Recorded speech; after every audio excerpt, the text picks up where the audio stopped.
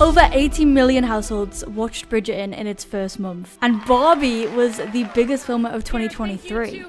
Everyone who made this movie. Today we're talking to two women from those worlds. Hollywood made over $40 billion globally last year, but for decades, disabled women were almost invisible on screen. That changes now.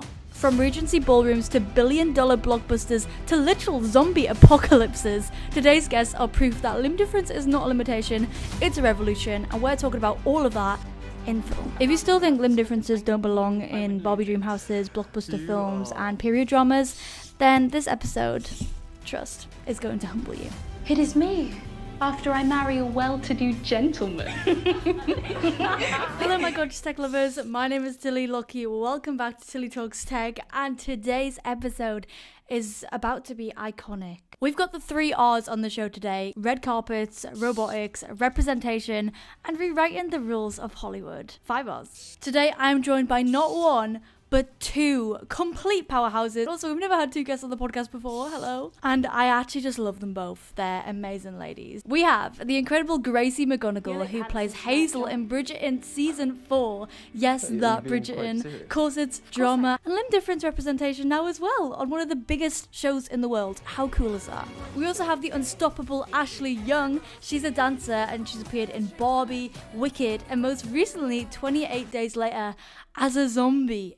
If that's not versatility, I don't know what is. Ladies, welcome to Tilly Talks Tech. Yeah, thanks for having us. Thank you so much for having us on. I'm so excited to be here, having a little catch up.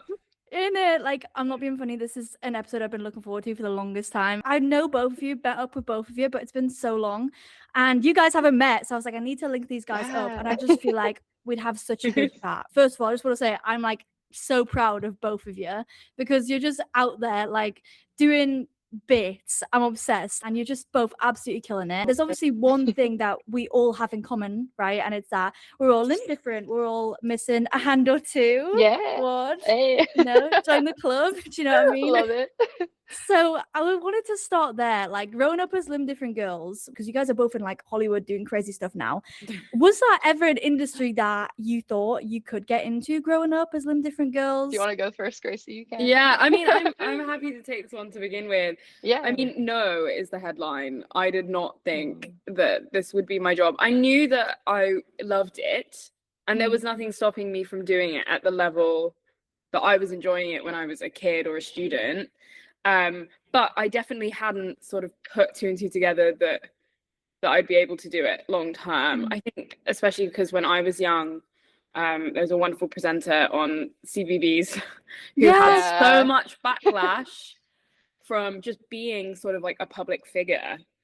And I was just like, well, great, that's just gonna happen to me. I remember being quite young and being like, oh, like everyone's cool with me, but they don't seem to be cool with her. And I'm not really sure why.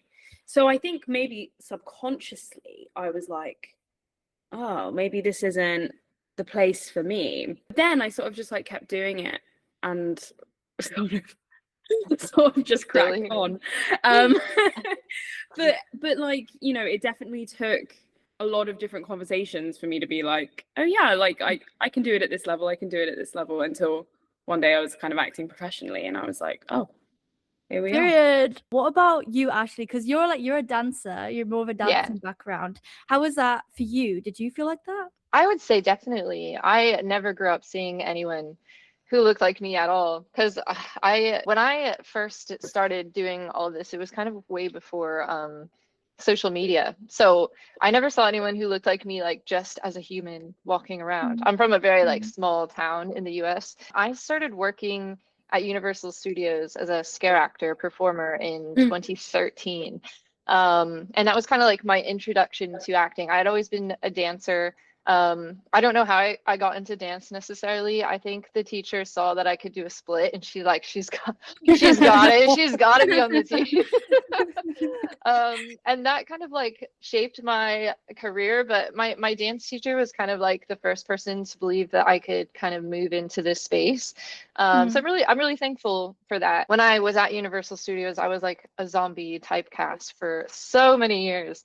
That it got to the point that it was just ridiculous, because I was like, we're 5 years in at this point. I'm like, I have a lot more to offer than Mhm. to just do that. And it felt like I had to fight for a lot of things, especially as a performer. I tried to move into the modeling space in 2018, and there was a guy who called me, an agent, and he's like, well, I don't have the clientele for your kind, is what he said. And I was like, my kind?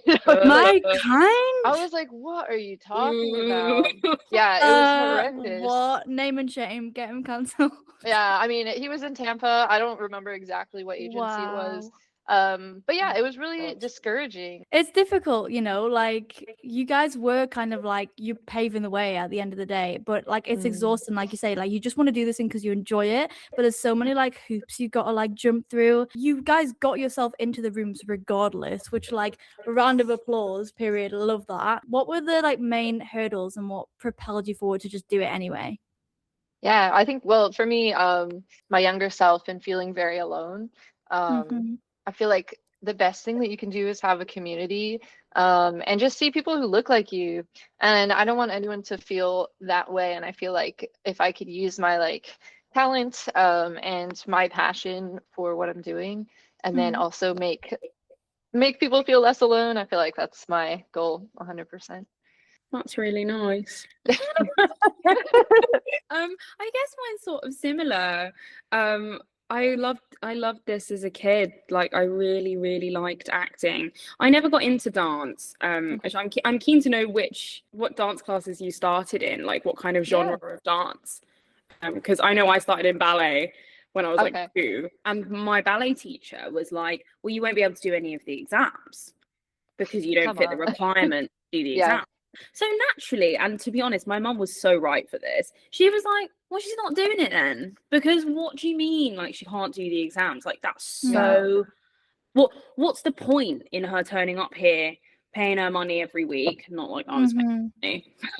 But my mum was paying my money every week for me to turn up to this ballet class and not be able to do the grading or anything. So I'd be constantly like behind my peers and stuff. And I never had that problem in drama, and they sort of just let me go, and they really pushed me as well, my like school drama class. But the question is to you, like what kind of dance styles did you get into originally? Yeah, so originally it was jazz, and it was on dance team. So in America, I feel like dance team is very it's like a whole different genre on its own, because we're supposed to look like every other dancer there. Which, like, looking back, I'm like, I really tried to like look like everyone else. I feel like I never like danced for me, and like I just always tried to do the moves as like normally as possible. But I did start with jazz, and then we moved on to like hip hop, and I never did any ballet. I didn't do ballet. I didn't do tap. That was my problem. Yeah, I don't know. I didn't do jazz. Like maybe I should have done jazz. Because jazz is just like fun. It's like be yourself. You know, put your own style into it. Oh, well, I'm also a ballet hater. I also did ballet for like 2 weeks. So that's something else we all have in common.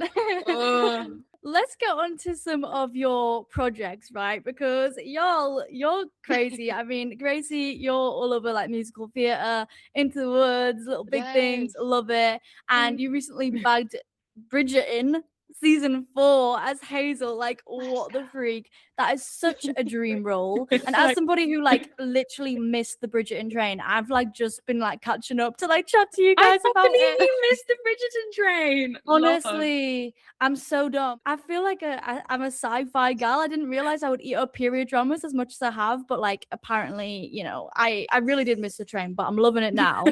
So low-key fangirl. How did that come about for you? Oh my goodness. I mean, that as well came up really organically and through just like good team and nice people. But yeah, like as you said, like I started in musical theatre. I mostly started in panto to begin with, because I didn't go to drama school because I had, once again, some bad experiences when people were like, we don't know where you're gonna fit, we don't know what roles you're gonna do. Like essentially I heard a lot of negative language being like, we don't know where we're gonna put you. Which is so distressing, because it's so annoying. It's so annoying because I'm like, do you not see like what I have to offer in other areas? But that's how I felt, and that's what was being said to me. And essentially I was like, look, I don't want to deal with you. I don't want to deal with this institution, because it's the same kind of chat that I was getting at ballet back in the day, which is that while you're inside the institution, you're not going to, like, people aren't going to see what you can do in the world. And I found essentially London theatre to be a lot more woke. Essentially, didn't really know what to do, and I couldn't get any auditions for anything. So I started in pantomime, which was the best thing I could have ever done. It was so wonderful and inclusive, and my first role was playing Aladdin's brother. Love it. Love it. In a musical, and then I got an agent from doing that, and they've ended up being so amazing and pushing me for everything. And essentially that led me a few jumps away, but I ended up doing this show called The Little Big Things, which is this West End musical, which was kind of all disabled led. And that was just the most wonderful show. And I was just lucky enough that the Bridgerton team came to see it. Cool. Essentially, the casting team just came to see the show, and my agents sort of took them out for a drink afterwards and was like, hey, like, obviously no pressure. But Gracie really, really likes the show. Like, if there's anything that comes up in the future, like, you know, because also at this time, like, there wasn't any sort of leading or supporting disabled characters outwardly on the show. It was kind of like, well, if you ever fancy it, like, she'd love an audition. A year later, an audition came through, and it was full of NDAs or like aliases and stuff, and I was like, this is reading like Bridgerton. I was reading it, and I was like, all the names were changed, kind of unidentifiable, and I was like, I think I know this is Bridgerton. So cool. But I ended up just getting it, and in many ways it's really changed my life. Breaking into the telly world was just something that I never kind of thought I'd do, so I'm really glad that that's happened. Sorry, I spoke for ages there. That was so exciting. No, you didn't. It's so interesting to like hear the whole story. Even when in my vision board, when I thought I'd get Bridgerton, in my head it would be like a one scene kind of deal. I didn't realize it would be such a big commitment. Even when I auditioned for it, I did one self-tape. What do you mean I'm in 6 of the 8 episodes? So cool. Like, that's loads. Like, that's so much work. That is. I did like 9 months. I did like 9 months of filming on that job. It's like, what? Can you know, I couldn't believe it. Oh, I can, because you're incredible. So I can. You know what's funny? Let me just point something out. You're on all of like the train barriers for Into the Woods at my station. I see you every day. Every day. I'm like tapped in. I'm like, that's Gracie. It's so cool. Similarly though, like Ashley, you too had some like pretty major breaks recently. Like, girl, you were in Barbie, you were in Wicked, and I don't even know where we should start with that. So I'm gonna let you take the lead. Like, Barbie, that's huge. Wicked was like massive. How was that for you? Just incredible. Yeah, it all happened just through Instagram, actually, which is very interesting. They reached out and they were like, we're looking for like a limb different dancer to audition for Barbie, and I thought it was a scam at first. You like get so many. Well, you get so many like random DMs on Instagram that sometimes you're like, it's hard to decipher. It came through your DMs. Yeah. What? Yeah, it was wild. It was wild, and I was like, yeah, I'll go and see, you know, what it is. I'll audition. I was like, okay, I'll go. That seems like a legitimate building, you know. It's like everything seems fine. So yeah, I went and auditioned, and it was really cool because it was me and a bunch of other disabled dancers, and we all came together. We were so excited. We were so pumped. Yeah, auditioned for it, and then we had a second audition at Warner Brothers Studios, and there were 2 of us who got cast in I was like, living in the Barbie world. We were cast as dancers, and then they decided to like keep us on to build the, you know, the dream house world. Right. It was so cool. It was really cool. It was weird because I did go in with my arm. Like, I don't dance with my prosthesis at all.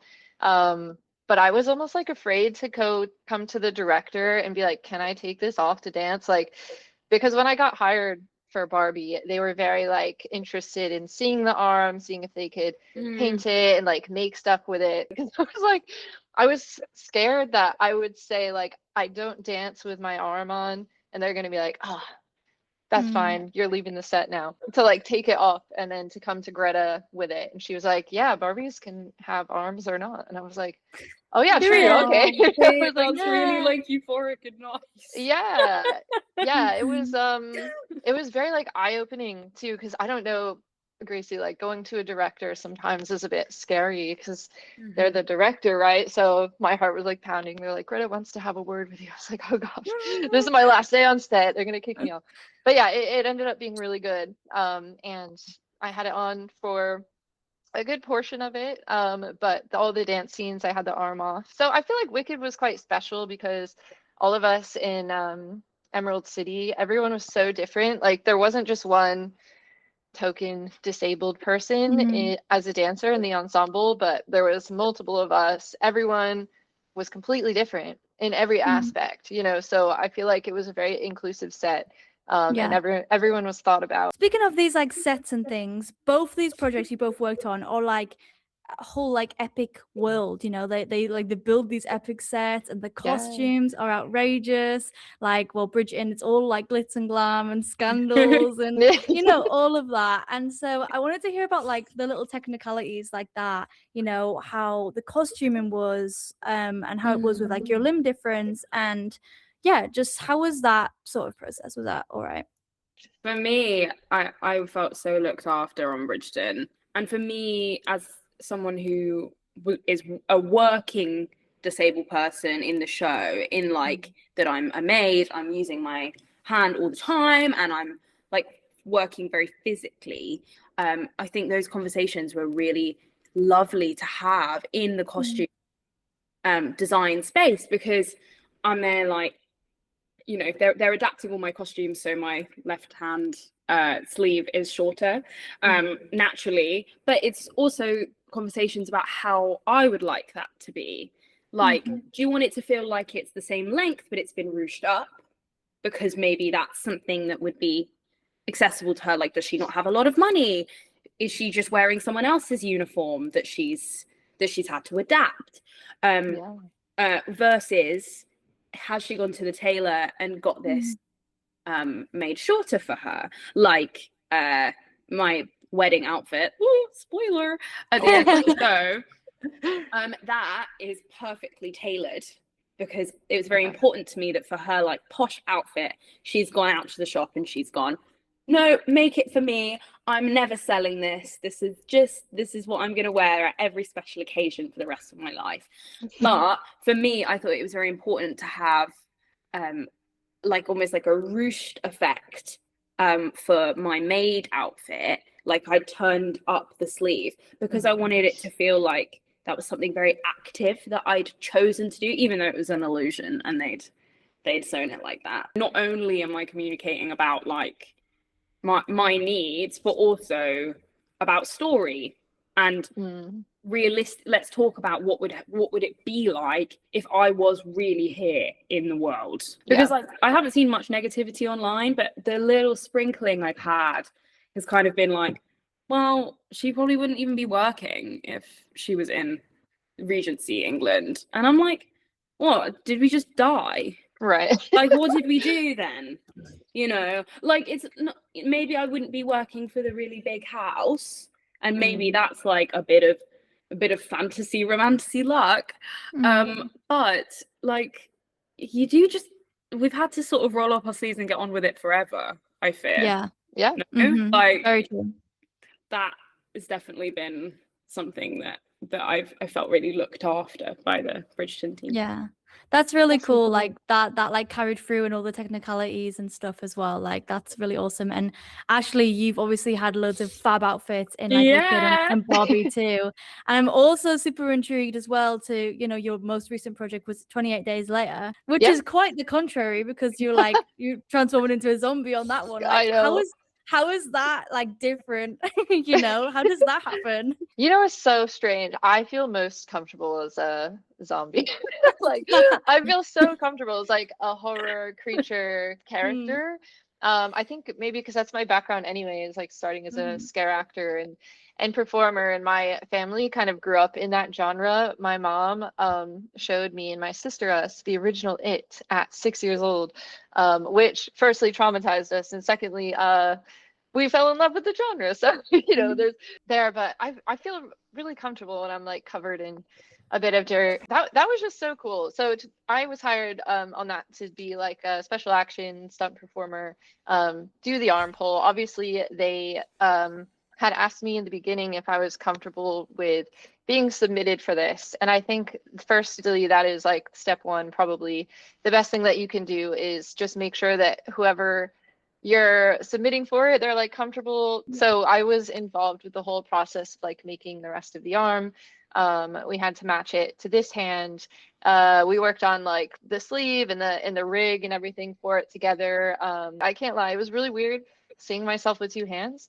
It was a very strange and like surreal experience because it did look so similar to like this arm. It was a bit with the arm pull, it's just like one like particular sequence. So yeah, I think there was less conversation, but it was cool. It was fun. There's still visibility though. Like it's so important, and it's also just so iconic when those roles come around where it's like, hey, so it really should be you. Yeah, Definitely. it's like Yeah. those roles where it's like actually an amputee would do this a million times better than somebody else. Yeah, it's like, this is for you. It is sent your way. Time to body it. Definitely. Well, that's the thing. Like a lot of people online, they were like, I thought it was CGI, or I thought it was something to do with VFX. Like I didn't know they actually had someone with a limb difference doing it. And I think that's the important part, is that we are a part of it anyway. Like I don't want to see someone, no offense, with two hands try and do that. I would rather it be me. I love a practical effect too. Like, yeah, same. I think it's so easy to just like CGI stuff and not have to think about it and think about how to make this possible. I think especially like when we go back in history, there's been a lot of disabled people involved in theatre and cinema, because people have had to think creatively and be like, how are we going to make this effect look and feel super real and cool and authentic? Exactly. And that's been like, there's a long historical thing that has meant that there's been roles for disabled people in this world, and I'm so keen not to lose that. 100%. So funny. No, seriously. Yeah, super, super, super cool. And obviously, I have to bring a little bit of tech into this because this is Tilly Talks Tech. You both have your different bionic arms. Yeah. And I've seen, Ashley, you've been all over with like koala and stuff at the minute. Gracie, you had a hero arm, which is what we talked about way back when. Nice. Yeah. And how do you think those prosthetics have, just integrated or worked with you in your career, whether it has at all? Well, I'll say I have used the koala arm to do stunt rehearsals so many times now. I feel like it has been something I didn't know that I needed for a long time. And I know it's not a myoelectric, it's just basically an activity arm, but just to have it there is kind of like opened my world a little bit. Like I can do things on my hands, I can do more creature performance kind of stuff in rehearsals with the arm. And excitedly, something I'm working on now, they're incorporating that arm into my character too. Cool. So it's really like opened the world up a little bit. I used the Kobe hand with the gold frame in Barbie, and that kind of made everyone give me the nickname of Bionic Barbie, and I feel like it really like hit and ran with it. And it's cool. I think technology is so amazing, and it's cool that everyone gets to see it. Yeah, I've just liked the range that it's given me in terms of projects. If there's something that feels a little more sci-fi, a little more modern, right? Like, I just think you can like really adapt cool to the genre.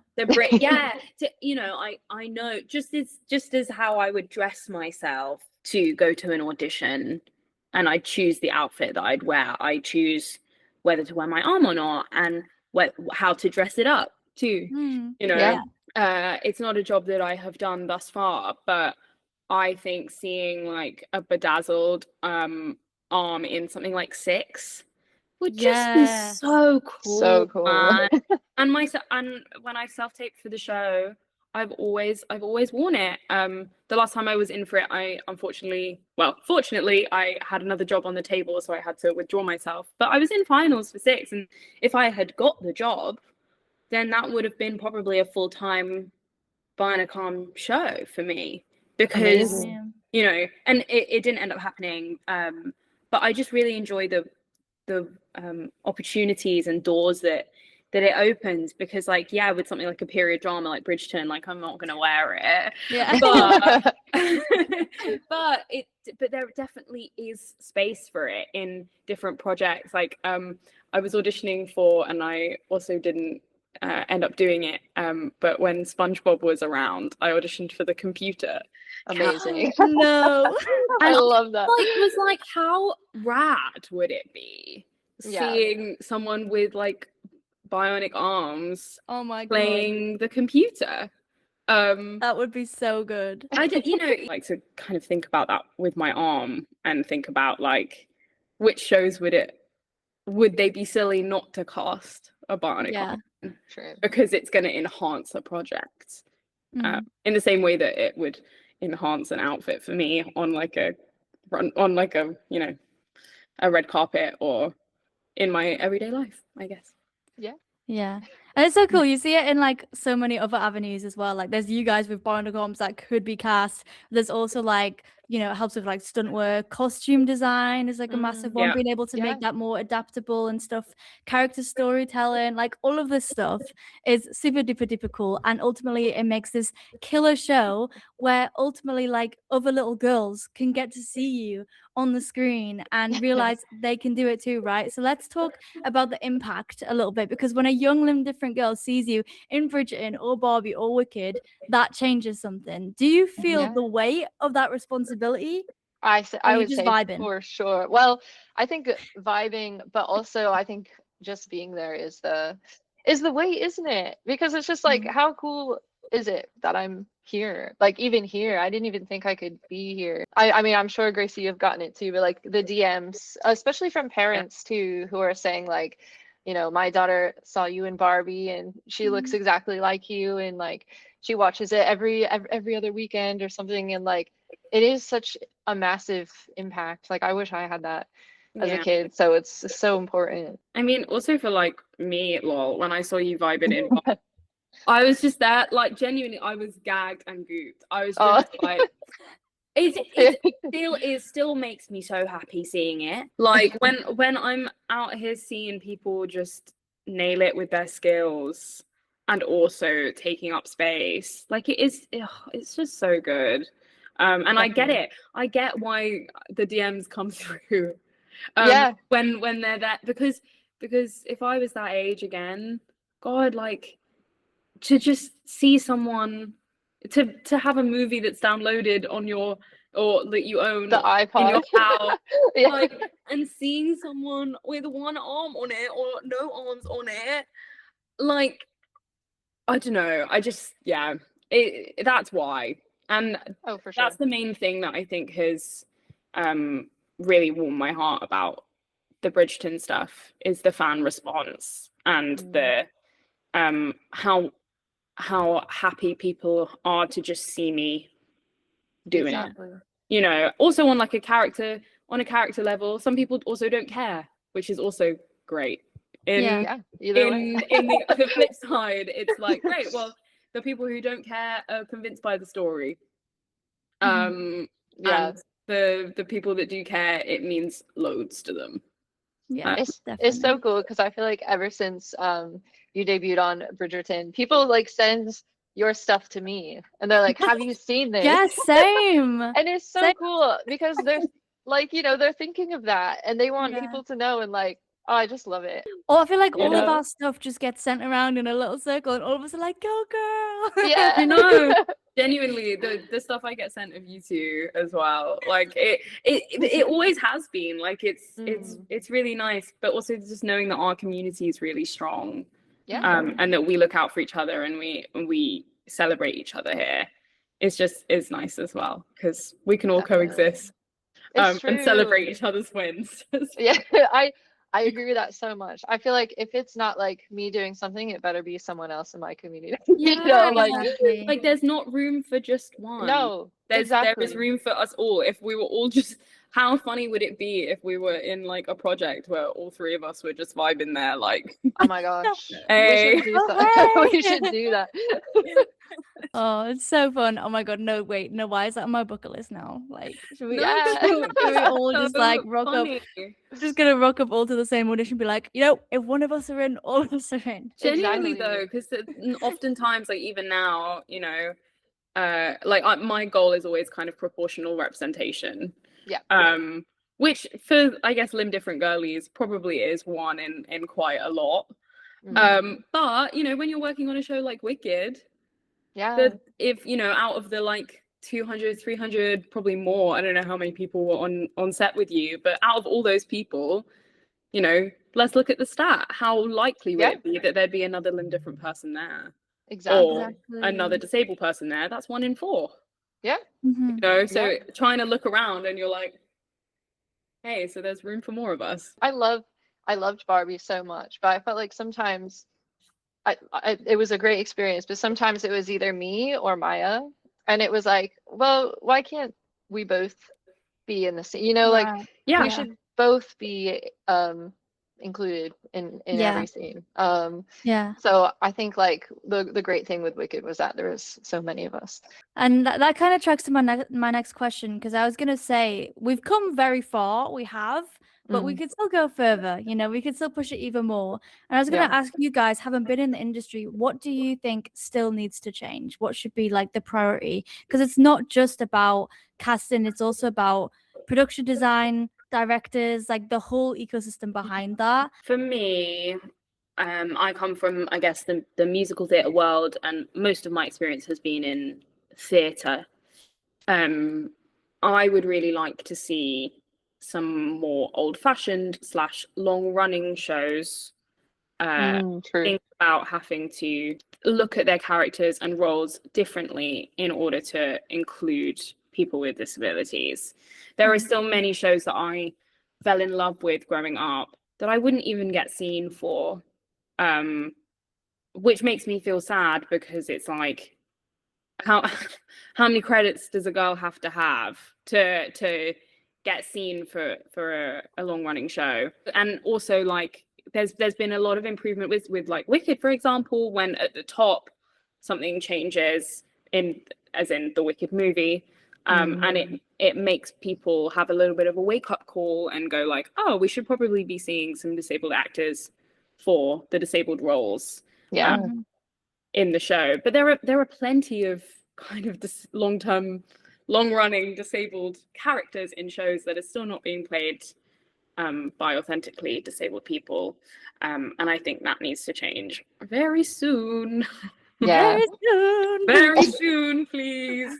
Because it's just icky, like when I think also like the argument is always like, oh well, they won't be able to do like this bit of the track. That was always the thing with Nessa Rose casting a wheelchair user. Is like, well, she does this bit in another bit of the show where she's not playing Nessa Rose, so she'd need to be able to stand to do that. And it's like, A, have you ever heard of ambi wheelchair users? Right. And B, like, hey, so can we not just rehearse something else? Like, do we not have like some other people in the show that maybe could take that bit and just like revisit it? Because at the end of the day, inclusivity is more important than sticking to tradition when it comes to a show that's existed for 20, 30 years. Yeah, I agree. So true. Yeah, I agree with all of that. I feel like too, like just having roles that are they're looking for everyone, essentially. Like I know I get a lot of like very specific amputee like related roles, but just pushing people for everything and not just that, Yeah. Yeah, super cool. I agree.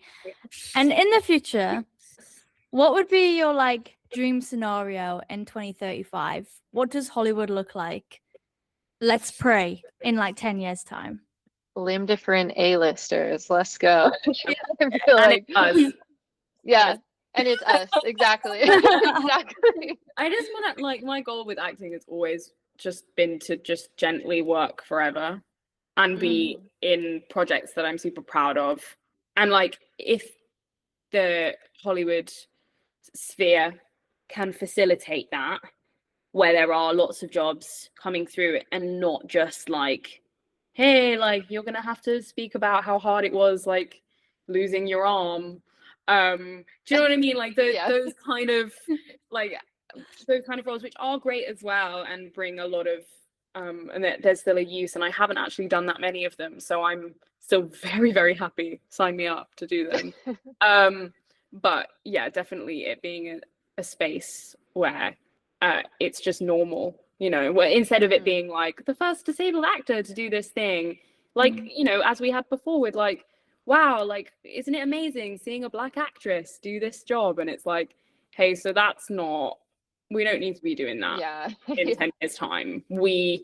It just needs to be like, wow, we're celebrating this person's amazing achievements instead of making it a clickbaity thing about having a limb difference, I guess. Yeah, I think ultimately we just want the next generation to not even blink at that, like on screen, in person, you know, everybody's different, like, anyways, and so you should see that too, right? There's already a lot less pointing, I've found. Yeah, right. Yeah. I've noticed that.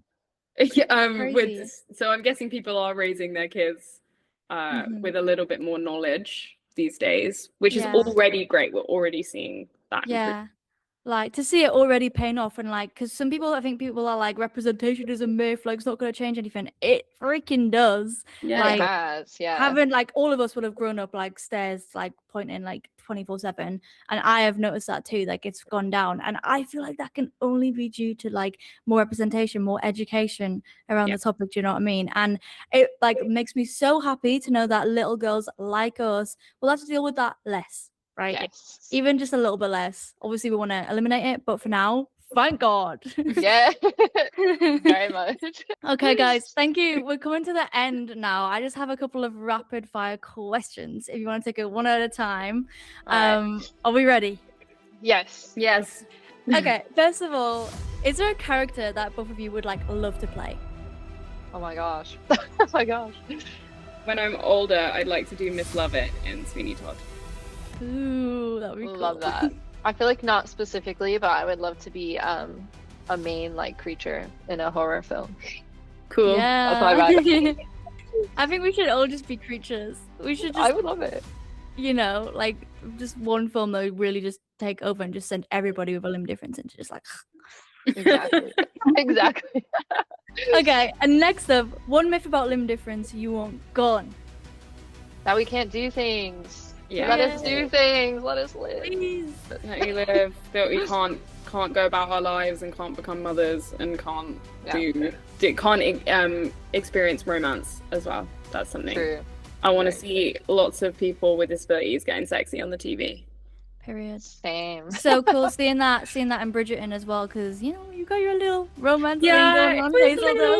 it's important for me to have it because I'm like that. You know, I rarely see disabled people getting their mans on TV. Right. True.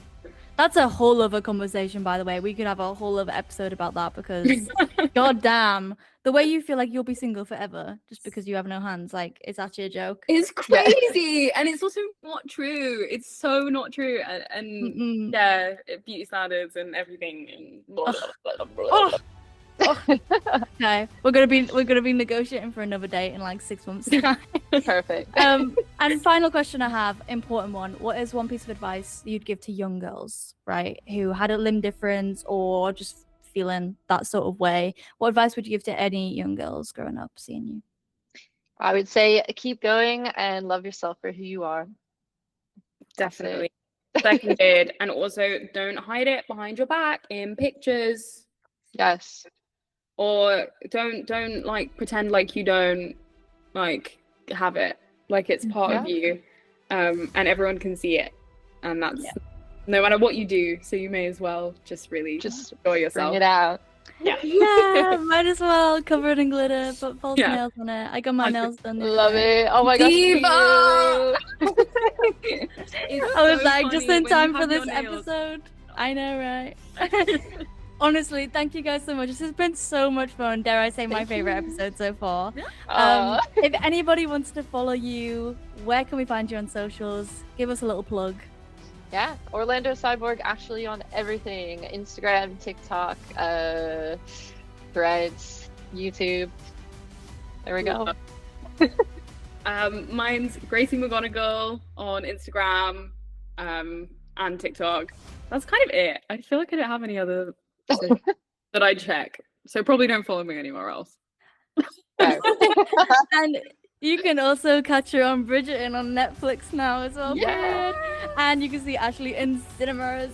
So cool. Honestly, love you guys so much. Thank you. And love yeah, you. I hope everybody goes and follows you because you're doing amazing work and meaningful work. Like, Thank you. amazing. Thank you so much. Thank you guys. I'll see you soon. Thank you. Oh my goodness, I love those girls with my whole heart. Like, oh, Asper were also similar as well. We're just girls who are on the screen. How cool. You definitely need to check them out on the productions that they're already in, like Gracie on West-End and stuff, on TV as well, both of them. Like, every time I see them, they're doing something new, and it's just so impressive. I definitely recommend you check them out. I definitely recommend you watch season 4 of Bridgerton, which is brand new, and Ashley's latest one, 28 Days Later. I really hope you enjoyed this episode of Tilly Talks Tech. I had so much fun in this episode, just really getting into the girly chat. And yeah, I got my nails done as well. How cool is that? Thank you so much for listening to this episode of Tilly Talks Tech. I really hope you enjoyed it. If you did, make sure to like, comment, and subscribe, share, do whatever it is you like. Let me know who else we need to get on the podcast or any topics that we should talk about or debates, perchance. And I will see you next time.